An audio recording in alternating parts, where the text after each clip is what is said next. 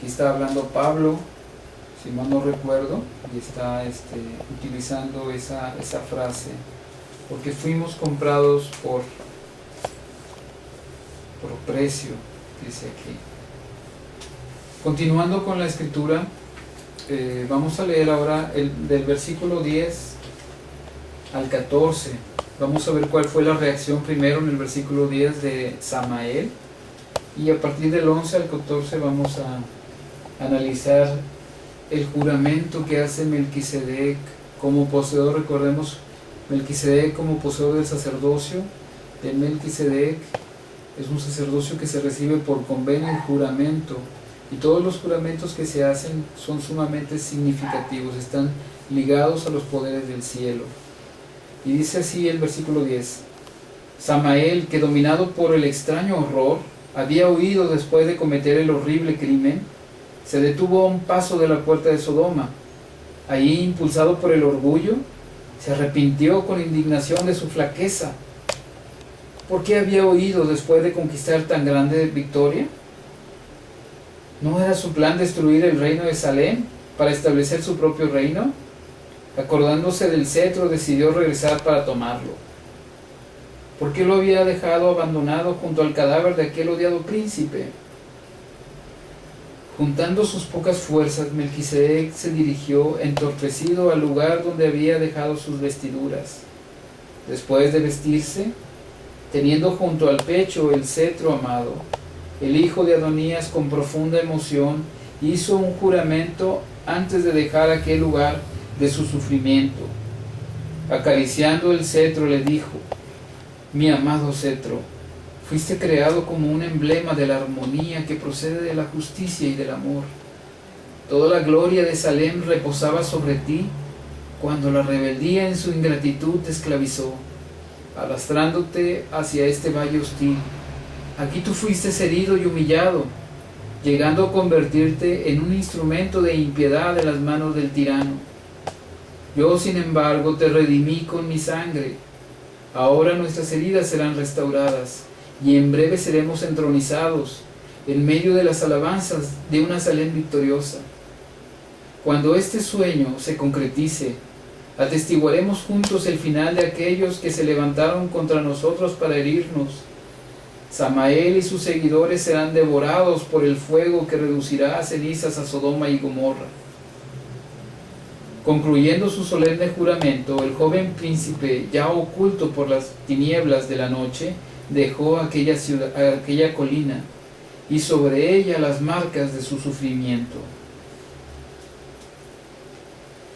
Sí, aquí vemos cómo el juramento que hace este príncipe está lleno de amor, al mismo tiempo de indignación, un amor hacia el cetro. Nuevamente vuelve a retomar la importancia de la simbología por el cual fue creado el cetro como un emblema de la armonía que procede de la justicia y del amor. Y toda la gloria de Salem reposaba sobre este cetro, ¿verdad? Y él ahora, a pesar de que ese cetro había sido esclavizado por un tirano, había sido ahora redimido con la propia sangre de Melquisedec. Continuando con los versículos restantes, vamos a leer del 15 al 19, el encuentro de Melquisedec con su pueblo. Hay que ver que también el pueblo de Melquisedec había estado pasando momentos de ansiedad y tensión, al mismo tiempo de que este cetro había sido herido y había sido golpeado, y Melquisedec había hecho este gran sacrificio. Desde que el hijo del rey había partido, prometiendo regresar con el cetro, Salem vivió momentos de indecible ansiedad. En llanto, el rey y los súbditos restantes se acordaban de todo aquel feliz pasado deshecho por la ingratitud de los rebeldes. Lo que más le torturaba era la ausencia del príncipe y del cetro, sin los cuales todo el brillo de aquel reino de paz se ofuscaría. Deseando consolar el corazón de sus súbditos, Melquisedec avanzaba en medio de la noche rumbo a los montes que rodeaban a Salem. Aún debilitado y herido, proseguía en su ascendente marcha, esperando alcanzar su patria por la mañana. Aquella noche larga y oscura finalmente fue vencida por los rayos del amanecer. En Salem la esperanza de volver a ver a Melquisedec con su cetro estaba casi abandonada, cuando, al mirar hacia el monte de los olivos, le vieron descendiendo por el camino de Getsemaní. Cuando lo encontraron en el profundo valle de Cedrón, permanecieron asustados con su aspecto.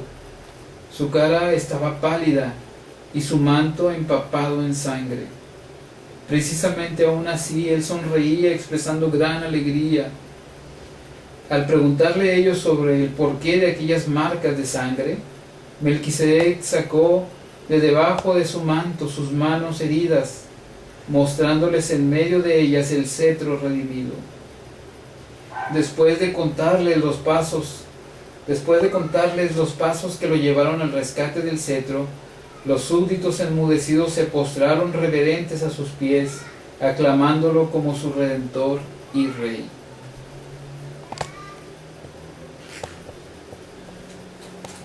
En estos versículos vemos cómo esa gran semejanza, mientras que Melquisedec, todo herido, desangrándose, caminó por toda aquella noche para llegar a Salem. En Salem habían estado la situación muy tensa, lo que más les entristecía era la pérdida del príncipe y del cetro. De hecho ya estaban pensando que ya no lo volverían a ver, cuando dice la escritura que lo vieron descender por el monte de los olivos. Esto también tiene una semejanza con el hecho de cómo Jesucristo va a descender precisamente y va a poner su pie en este monte de los olivos, y al tocar con su pie el monte se partirá. Y vemos cómo Melquisedec, ensangrentado, después de que sus súbditos se encuentran con él en el valle de Cedrón, le preguntan qué significa todas esas heridas que trae en su cuerpo, ¿verdad? Eso también tiene una semejanza con Jesucristo, cuando dice la escritura que vendrá vestido de rojo, ¿verdad? Y le preguntarán sus amigos, su pueblo le preguntará: Señor, ¿qué heridas son estas en tus manos y en tus pies? Y entonces él le responderá: con estas fui herido en casa de mis amigos. Vamos a ver una lámina donde vemos aquí a Jesucristo después de haber resucitado, ¿verdad? Se manifiesta a sus discípulos y les muestra las heridas en sus manos, en sus pies, en su costado, heridas que él lleva consigo como un símbolo y como una distinción que hace que las personas reconozcan a su rey.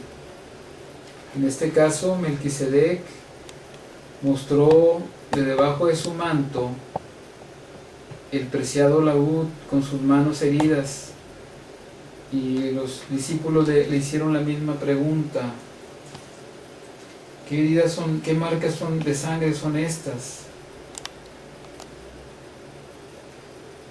Y vemos aquí que después de que Melquisedec les cuenta los pasos que lo llevaron al rescate del cetro, los súbditos enmudecidos se postran a sus pies reverentes, aclamándolo como su Redentor y su Rey.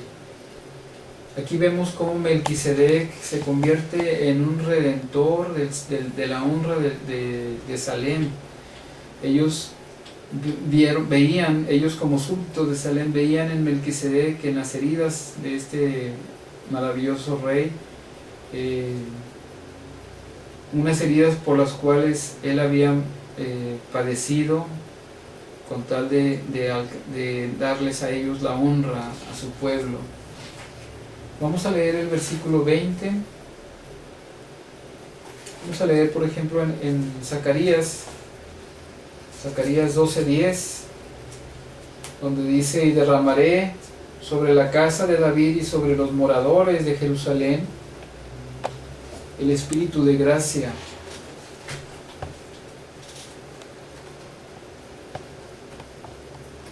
¿Se alcanza a ver? Y si lo pudieras leer, por favor. El 20. Sí. El 10, el versículo 10. 10. Sí. Y derramaré sobre la casa de David y sobre los moradores de Jerusalén espíritu de gracia y de oración, y me mirarán a mí, a quien traspasaron, y le llorarán a él como se llora por el hijo unigénito, afligiéndose por él como quien se aflige por el primogénito.